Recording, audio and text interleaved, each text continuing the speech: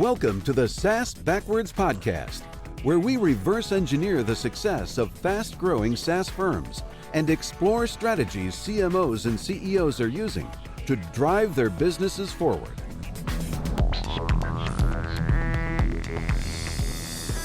Welcome to SaaS Backwards, a podcast that helps SaaS CEOs and CMOs to accelerate growth and enhance profitability. Our guest today is Doug Heckmann, Chief Solutions Officer at Surefront, a collaborative platform that unites retailers, brands, and manufacturers in a seamless shared workspace, replacing isolated systems and increasing value to users via network effects as more partners engage. Hey, Doug, welcome to the podcast. Thanks so much, Ken, and thanks so much for that wonderful introduction. I feel like you could have a place on the sales team, how succinctly and precisely you put that.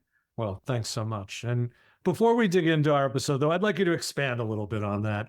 So if you could tell our listeners a little bit more about your background and your company, Surefront, and then we'll dig into the episode itself. Absolutely. Yeah, thanks for that invitation. Really pleased to be here. My name's Doug. I've pretty much worked with startups my entire career. Went to university in Pittsburgh and with a couple of classmates my junior year, founded a consumer products good company that we grew pretty well regionally in Pennsylvania and the Northeast and Mid-Atlantic. So that was my first introduction to startups. Wanted to keep working with startups after I left my day-to-day role in that company. Came out to Los Angeles to work at an early stage venture firm for a handful of years, which is coincidentally where I met our founder at Surefront, Dr. Luke Wong. It was as part of working together at that firm that we really identified the opportunity that we saw with Surefront. And that kind of came out of experience that our founder Luke had with his previous entrepreneurial background. He's a multiple-time entrepreneur himself. And one of his ventures is a major home goods supplier and brand to the largest retailers in North America, the Walmarts and Dollar Generals and TJ Maxx's and stuff of the world. So Surefront was really kind of born out of necessity, which is I've always in my career liked to work on what I call unsexy problems. You have so much of the capital and the most brilliant minds out there chasing whatever the newest vogue item is, right? Now it's certain types of AI. A couple of years ago, it was crypto and blockchain. I don't have to compete in that space as far as my preference is. I'd like to tackle things that might not be the sexiest problem to everyone else, but that have real outside ability to impact the market that we're playing in. So Surefront was kind of born while Luke and I were working together at that early stage venture firm based off of some of the experience that we were seeing with a company that he owned, like I mentioned, in that home goods space. What we realized was ultimately that the world's largest retailers and brands and manufacturers that are supplying consumer goods all have this common problem, which is they've spent the last 20 to 30 years implementing enterprise software solutions to help achieve Six Sigma excellence within their internal business processes. So they've optimized and they've invested and they've spent money and they've totally transformed digitally how many of their processes work internally. But at the end of the day, these same largest retailers and brands and manufacturers, they have to consistently collaborate with their external partners, right? At the end of the day, Dick's Sporting Goods and Nike's overseas manufacturers, they have one shared mission, which is bringing the right product at the right price at the right time to that end customer. But they have to work collaboratively with each other to do that. That being said, like I mentioned, the last 20 or 30 years, they've all been implementing their own software solutions. So what that means is team members on the front lines of those businesses that have to work with their counterparts at the partner organizations, they have to rip information out of those internal solutions, and they have to put it into the lowest common denominators and formats that their counterparts have in common, which is overwhelmingly emails, spreadsheets, PDFs, PowerPoints, WeChats, text messages. So then when you really get down to it, what we were observing in our lived experiences with these companies is that on average, it takes about 40 different communication touch points. It takes about 12 different versions of a spreadsheet that might have 200 different pieces of information or attributes that you're collecting, about half a dozen different pieces of other collateral, whether those are CAD designs or PDFs or PowerPoints, just to bring one new product to market. So as a consumer, when we walk into Walmart or Target or Dick's Sporting Goods, and we think about the millions of products that they offer and all of the new ones that are coming to market every year, if we can kind of wrap our heads around the problem that it took that retailer and that brand and who ultimately manufactured the product, each of them 40 touch points and a dozen different versions of a spreadsheet with 200 different pieces of information and a half dozen different pieces of other collateral for every one of those products before we're actually able to see it and it's available for purchase. We said, fundamentally, there's got to be something that's broken here. So we kind of identified the problem space, and then I'd be happy to talk a little bit more about when we started to get into the cause and effect of how we address and brought our solution to market to help alleviate this major bottleneck that we saw happening in the industry. So, I mean, that's really interesting and it makes a lot of sense. It's a great narrative. And I think it rings true to me that these firms invested millions in their ERPs, basically, to organize their own ops, but those things really don't want to talk to each other. Seems like a great opportunity for you guys. And I think that's what we want to dig in on a little bit. This firm's about 6 years old, right? We launched our beta maybe 6-7 years ago, and then we launched to the wider commercial market. Auspicious timing in January of 2020. So been around for a handful of years, but I think we really started exploring this problem space about 9 or 10 years ago. Interesting. So what was the reception from brands and retailers as you started bringing this narrative out? Because it seems like a really compelling narrative. Was this difficult to get people to sign on to the vision? What was that early experience about? So I would say it was definitely mixed. When we started to identify certain patterns, when we first started talking about this problem back in like 2015, 2016, the largest retailers in the world were like, hey, we're still running many of our systems on-prem just because we want that full level of information control and stuff. Talking about a connected system with all of our suppliers is just not something that culturally they're set up for. Now, in today's day and age, those largest retailers and brands, no one's running anything on-prem if they can help it anymore. They're all transitioning. So that barrier's kind of gone. But where we found the greatest degree of what we'll say like fertile soil for our message, for us to plant the seeds of that message, was really in the mid-market. And that's mainly because in mid-market companies, a lot of times we're encountering companies that have just grown way faster than what their solution suite can keep up with, that don't have the same level of kind of historical inertia of change of different ways of doing things.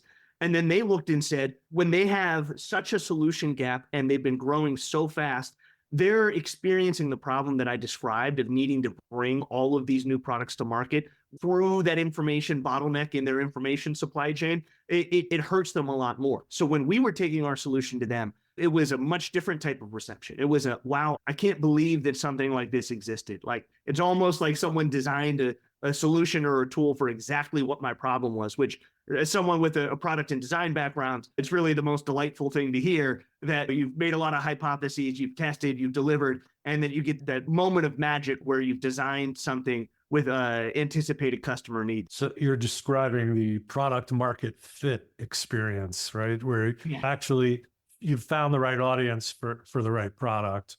I think it's a really powerful place to come from to have a lived experience, as you put it, or to have been the subject matter expert on the wrong end of a lack of a solution, right? Right. You experienced the lack of a solution, or Luke did in his prior business, and what better place to start building something from? It was a very beneficial experience, and we were very fortunate that we had built-in beta customers amongst his company and their network of partner organizations that as we designed and iterated and built the solution, we could roll out and get feedback to achieve a product market fit we were comfortable with before we opened up to the wider market. Oh, really? Very interesting. And he's also like an investor, right? He was able not only to put it to work, but also fund the initial development. That's right. We're very fortunate that Luke himself has been the sole provider of investment funding for Surefront. That is awesome. That's an unusual thing. We've done 124 episodes. No one's been the person who's created it, funded it, and brought it to market. As a colleague, it's something that I value very much. It's always easier to take risks when it's not your own skin in the game. It's been wonderful to work with Luke when he's really put everything on the line. He's fully committed. What's the old saying about the bacon and eggs? A lot of startups, the team members can be like the chicken. They're involved in the bacon and eggs, whereas in this case, Luke, he's more like the pig. He's fully committed to our success. That's funny. I haven't heard that one either. That's pretty good. So just before we go a little further, I want to make sure I understand your job here. You call yourself Chief Solutions Officer, but you've been here pretty much since day one, right? That's right. So what are you doing for your customers and prospects as the Chief Solutions Officer? And should there be more such people in this role? What I've really learned in my experience when we're delivering these enterprise software solutions is our customers aren't just looking for the right software solution. They're looking for the right business partner, right? You could buy the right solution, but without the right partner, the difference between buying and successfully adopting can have a really large delta. So you're looking for someone who's a great partner, who understands your pains, who has a level of expertise in the industry. So when we say Chief Solutions Officer, we mean not just the software products that we offer, but also our team and our expertise in implementing that to realize those outsized asymmetrical returns on investment that you get with us compared to other choices that you might get out there. That's kind of why we use the solutions term rather than like a chief product officer or something else. Is there a significant professional services component to delivering the solution? I'd say in most solutions in our space, the professional services side is not uncommonly 40 to like 80% of like a single year subscription cost. Thankfully, we've really looked at, especially within many of our markets, saying one of the biggest barriers here is that perceived risk on behalf of the customer.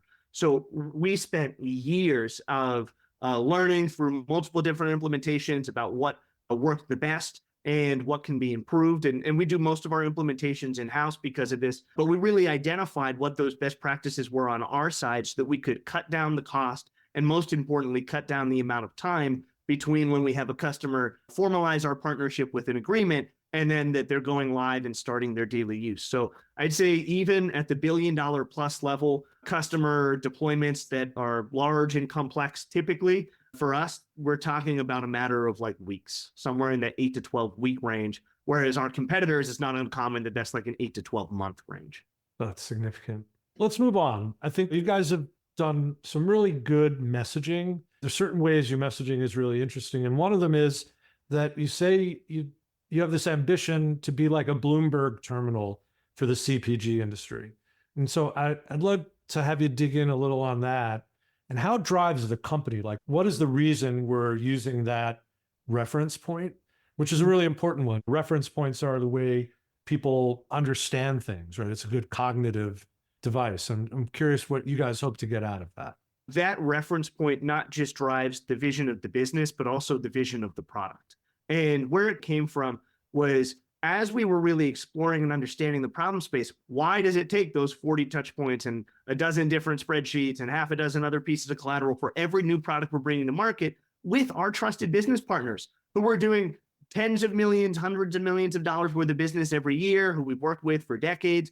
Why is it like that? And what we saw was most analogous to the change in paradigm of what we were hoping to deliver was really kind of the invention of the Bloomberg terminal. Thomson Reuters offers a similar product, but if you read Michael Bloomberg's books, which we have, you really kind of see that before the Bloomberg terminal, I think when he left his previous firm, he looked and said, if you wanted to buy or sell a stock or an option, you're calling someone up, they were getting onto the exchange form, they've got paper tickets, they're yelling, like it was a very inefficient process.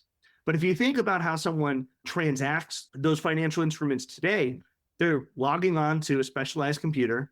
They have all of the analysis that they can formulate a hypothesis based off of with a couple of clicks of a button.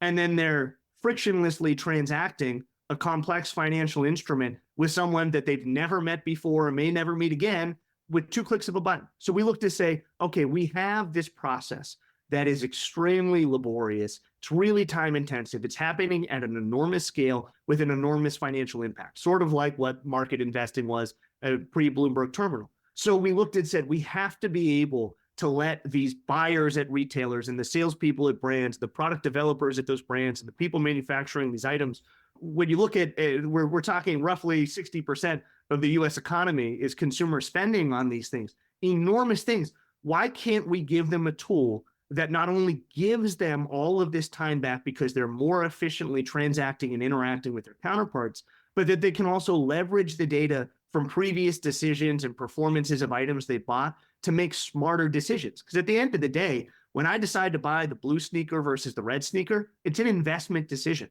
Which do I think that the market will be more receptive to? And then I read that data after the cycle. What attributes were people liking better? What price ranges were they responding to? And I formulate my hypothesis again. Now I want to be able to step into a tool like Surefront and seamlessly get feedback on that hypothesis and then execute, rather than having to jump through months-long hurdles and email inbox that are thousands of emails long and all of these spreadsheets and PDFs. That's an interesting way to position it, and I think get people to understand some of the value transfer. Also, from a messaging standpoint, I don't know how much you guys have exercised this. I love the spreadsheet as the villain. One of the great things in marketing to do is villainize something that's defenseless. And nobody's defending the valor of spreadsheets, right? There's no one really defending the spreadsheet, and yet everybody has to deal with them, and most of us don't get much joy out of the experience. So love that too for you guys. What I always say, and I actually will peel back for a second, as someone with a statistics background, spreadsheets are wonderful ad hoc data analysis tools.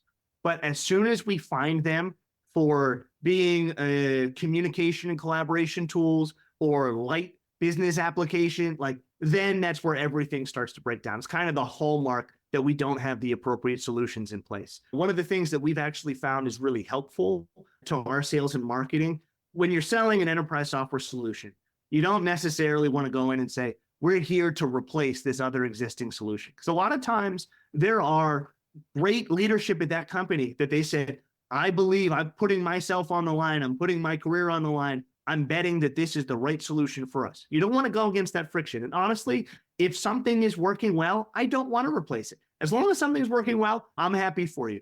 But where we go in and sell and where we market to is examine all of the processes in this area that you've created ad hoc Excel macros to accomplish, right? Examine all of that manual data entry and transformation that you're doing. That's what we're here to replace. That's our competition. That's where we're making the investment. You can bolt us on to other systems you already have. We just want to take you out of the doldrums of having to siphon information through that bottleneck of spreadsheets and macros and such. And those systems, they're fragile, right? They're also difficult to audit and subject to error. And you're making big commitments. If you're a retailer and you're going to buy all the red sneakers, well, that's a lot of money on the line. So the fact that those manual-based workflows are very difficult to manage and audit, I think is maybe a risk factor also. But it's a huge risk factor. Yeah. We're going to kill the spreadsheet. That's the mission, right? That's right. So I think we should talk a little bit now about part of your go-to-market strategy, which came at the very end of when we did our prep session. You mentioned that there's a big network effect in play in the adoption and really your go-to-market strategy. And as I mentioned, we don't hear network effect anymore. That was something people were talking about maybe 5 or 10 years ago with systems adoption. And I think that there's a lot of validity here in marketplace systems, which is really what we're talking about in a way, right? You're creating a community or a market.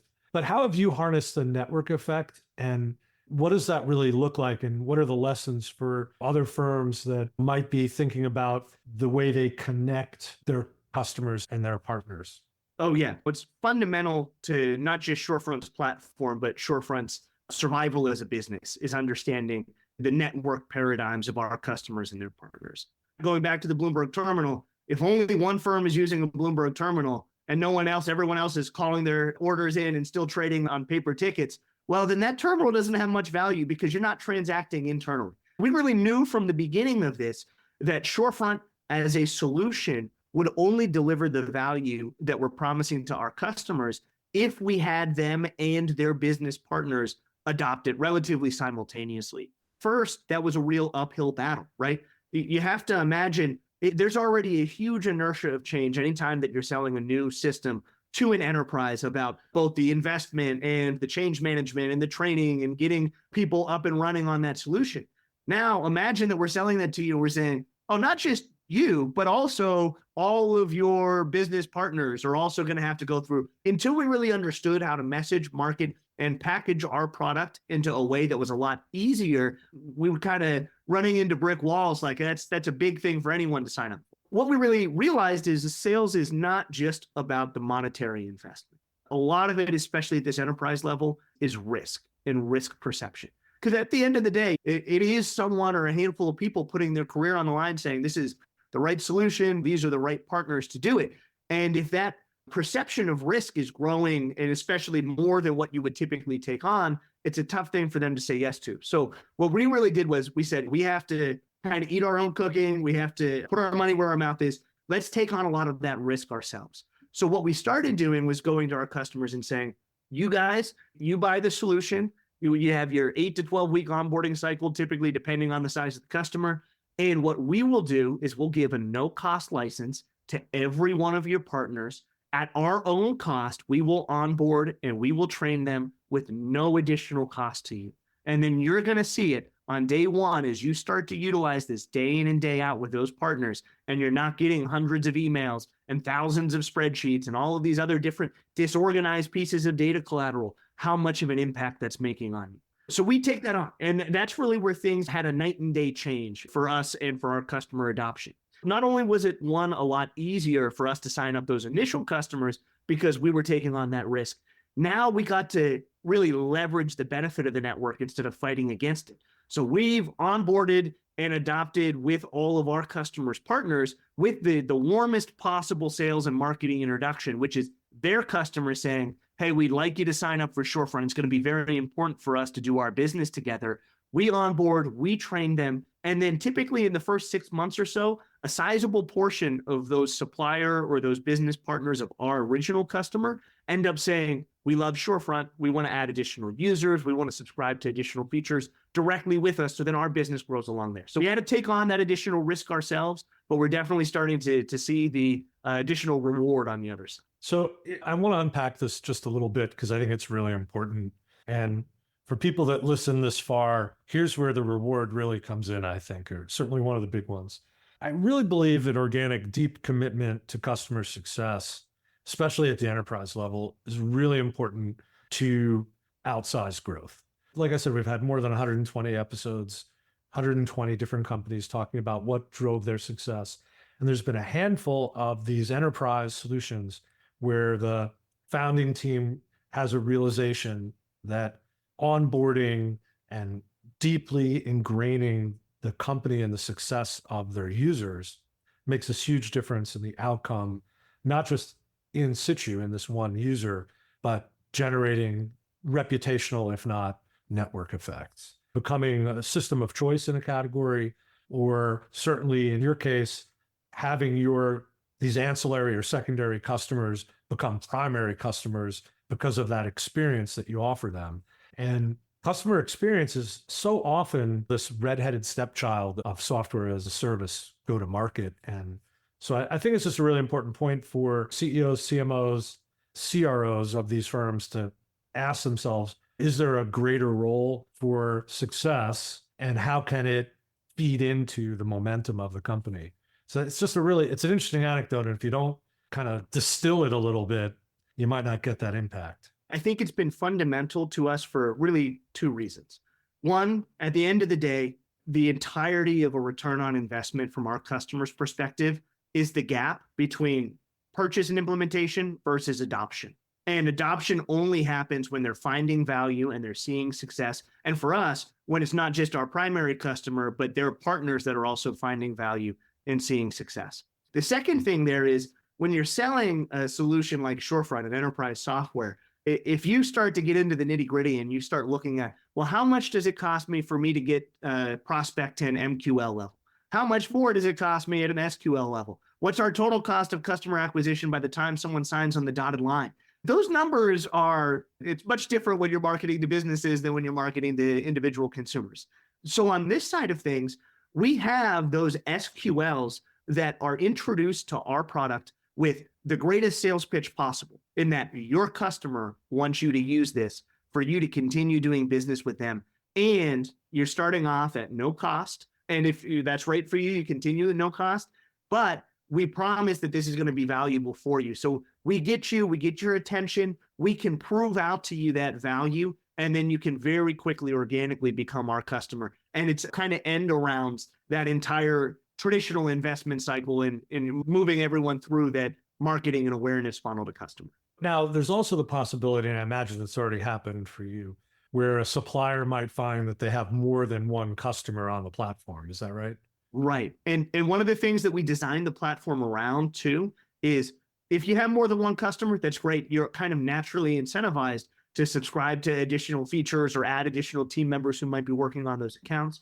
But one of the other really important things about understanding our market and the network that we're working with now rather than working against is when we sell to a customer, that customer has an incredible amount of leverage to insist on business practices to their upstream suppliers who they're the customer, right? Transparently, everyone I'm sure listening is working in sales or marketing or customer related role. We jump through hoops for our customers. We run through walls for our customers because at the end of the day, the more successfully we do that, the more likely we are to win their business. So when we go and when we sell to our customers, it is very easy. We introduce to the upstream suppliers, our onboarding rate with those suppliers is greater than like 95 or 96%. It's very high because they're very motivated to get onto the platform. But then we also know when we sell to our customers, they kind of have to mirror that situation when they're dealing with their customers. So when we sell to a brand, we might onboard all of their manufacturers, but when that brand turns around and sells to retailers, we have to make it as easy to use as possible without disrupting or changing any of their retail customer business preferences or business practices. So that part of our platform, what we like to call our wholesale customer relationship management portion, is much more open. Like it's a mixture between our existing platform and something like a Google Drive where you can share collateral like showcases, showrooms, quotations, sales orders, products, communication tools, all just by adding customer-specific emails. So maybe you're finding your customer already on Surefront, but maybe you have 10 different customers that you wholesale to. Okay, 2, 3, 4 of them are on Surefront. Well, I've got all my other information in Surefront anyways. Now I want to put together that collateral to make my products and my sales team stand out to my other customers, but I don't want to go ask that customer, hey, go adopt, go invest in another system. It's just they're going to get an email, they click right in, and just like Google Drive, they're dropped into their own segmented environment where now they can be seamlessly collaborating with that brand. That's awesome. You've talked about collaboration quite a bit, and I'm just wondering if you have a sense for the impact and how important collaboration will be for CPGs going forward. How can executives who aren't clear on the value of this collaborative work style get a handle on it? The best way that I can describe this is talking about terms that we're much more familiar with being mission critical and making large investments in. And that's by calling this your overall supply chain, right? 2, 3, 4 years ago, supply chain was all that we heard in the consumer products industry. Supply chain crunches, delays everywhere, right? People were moving mountains and investing tens of millions of dollars to get an extra day or two out of their supply chain. But when I say supply chain in that context, and when most media and most companies talk about supply chain, they're almost only considering their physical supply chain. From the moment that I decide I'm going to manufacture this item until it ends up on the shelf, that's typically what people think of as their supply chain. I'm here to tell you that today's winners and tomorrow's best-in-class companies know that the supply chain is a combination of your informational supply chain and your physical supply chain. And in my experience, in most consumer products, that informational supply chain ends up being about 2/3 of the total time going from product concept until it arrives on a shelf. So when we're talking about the value of collaboration and reducing the bottlenecks in your information supply chain, well, we moved mountains just to get an extra day or two in shipping this from the port of Qingdao to the port of Los Angeles. Imagine the outsized ROI that you're going to get when your product development cycle or your merchandising cycle goes from 24 weeks to 12 or to 14 weeks. That's so much more time to be agilely designing and hypothesizing closer to market. When you have that agility and speed to market, it ends up creating a flywheel of success when you talk about the entire product lifecycle. If you had to design, Ken, what the leading shirt is going to be in 2028, and you had to do it today, and you had to invest and you had to commit to it today, the likelihood or your on-target rate is going to be a lot lower than if you get to design and develop 12 weeks out of cycle, 8 weeks out of cycle. The ability to hit on trend, to get full price sell-through, to have more turns because you're actually able to design, develop, and commit to your hypothesis with a little bit more agility and flexibility as you bring things to market ends up creating huge downstream wins for brands and retailers. That's a great way to put it. I really appreciate it. I want to get just a little bit into some of the marketing you're doing for Surefront. I was just on the website today, and I noticed that you're leaning into decision support content on the website, and especially around the PLM aspect of the business. And I'm curious about how you arrived there on that set of content and how it's performing for you and where it figures into the buyer's journey. We kind of examined what we were putting out there as far as marketing content and the journey that our customers and SQLs and MQLs and then just prospects go through.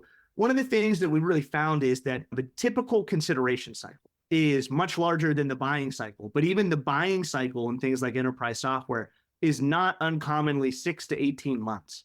So I might be looking just at the consideration side of things for something like a PLM or like a PIM, maybe 24 months out before we're actually going to buy something, because I need to pitch it into my budgeting cycle. I need to get that project picked up. I need to know enough about it that I can pitch the value. So what we found was, for a company of our size, the most impactful things to our growth as far as MQLs and SQLs and new customers went was trying to connect with customers that were further down in that consideration cycle or in that buying cycle. So what are the things that we can do that are going to provide value that is most relevant for that smaller number of people who are saying, hey, I have a PLM that I have to invest in. I got to get something up and running by June of this year or within the next 6 months, really. So that decision support material, it's one helpful in an ephemeral sense of, hey, to anyone that sees it, it kind of helps establish our credibility and authority as a thought leader in the space. And when it's your turn, you're more likely to come back to us, maybe not through a sponsored ad again. But for the people that are further down in that decision-making cycle and that buying cycle, fundamentally, if you're at a mid-market company and you're buying a PLM, chances are pretty good this is the first time that your company's ever bought a PLM. And chances are also pretty good that most of the people on your team, this is their first time professionally buying a PLM. Imagine putting together a request for proposal for PLMs for the 300 things that you want to check out that are mission critical for us from complete scratch, right? That's a heavy lift. And then as you're doing that heavy lift, you want to find some good feedback from established authorities in the space to say, am I doing this the right way? So one of the things that we offer is a PLM RFP template or RFP guide.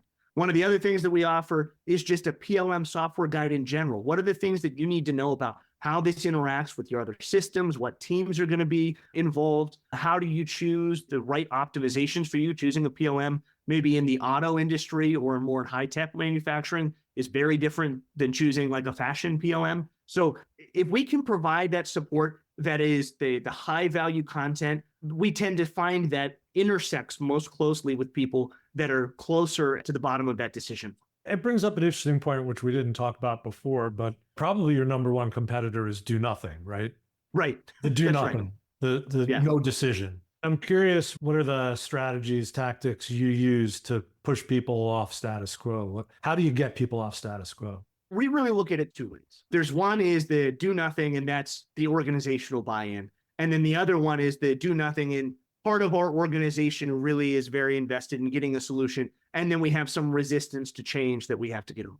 And honestly, in that first portion of do nothing, if your organization isn't looking at this as a problem space, we're happy to educate you and everything. But at the end of the day, if you're in the middle of a 3-year lease for your car, you might not be in the market to buy another car. We'll get you when you're ready. We'd love to have the conversation when the time is right for you. And even if do nothing in this space, you might realize it's a problem, it's something you want to do, but maybe you had to overhaul your ERP system to no longer being an on-prem managed. You might have other fires you're putting out. We're here to talk to you when you're ready instead. We don't want to beat down your door to say you have to do something. But then it's a little bit different when you get into, hey, we have significant institutional support amongst a customer's team about the criticality of adopting a solution. Yet we have a couple of important people in the decision-making process that are, whether it's risk aversion or that they don't think that there's as much to be gained or that they're worried about that level of institutional change. And that's where we really get into breaking down the return on the investment of what doing nothing today looks like, what it looks like 6 months from now, what it looks like 12 and 24 months from now versus investing in Surefront. And we go through and say, literally, where I came up with those numbers that I went through, on average, 40 different touch points, on average, 12 different spreadsheets, is from that type of exercise with our customers. We say, break it down for me. Walk me through a single product life cycle. Take me through all of it. And now, how many of those do you do every year? Do you know how much that's costing you in additional time in admin data entry alone, let alone the opportunity cost of missed sales or markdowns because you were off time or off target? That opportunity cost of doing nothing starts to become a lot more clear at that point. But we really only kind of target that to people and customers when we have some institutional level of support. If the institution's not willing to change or not ready for change, we'd love to talk to you down the road. Fair enough. And I think that's a great place to land our episode. Hey, Doug, if people want to learn more about Surefront or get in touch with you, how can they do that? So go to surefront.com is a great way to learn more about Surefront. One of the things I'm really proud of is our team has probably the largest video content library of any solution in the industry. So if you're curious about the space, really easy to get into some of those videos. And if you want to get in touch with me, you can find my email, doug@surefront.com. I'd be happy to have a conversation. Thanks so much. If people want to reach me, I'm on LinkedIn/Ken Lempit, or KL@austinlawrence.com. If you haven't subscribed to the podcast yet, please do so wherever podcasts are distributed. And if you're doing podcasts on YouTube, we now have a full archive of every episode on YouTube as well. And I want to say, hey, thanks, Doug. This was a great episode and look forward to connecting with you again soon. Thanks for listening to the SaaS Backwards Podcast, brought to you by Austin Lawrence Group. We're a growth marketing agency that helps SaaS firms reduce churn, accelerate sales, and generate demand. Learn more about us at www.austinlawrence.com. You can email Ken Lempit at kl@austinlawrence.com about any SaaS marketing or customer retention subject. We hope you'll subscribe, and thanks again for listening.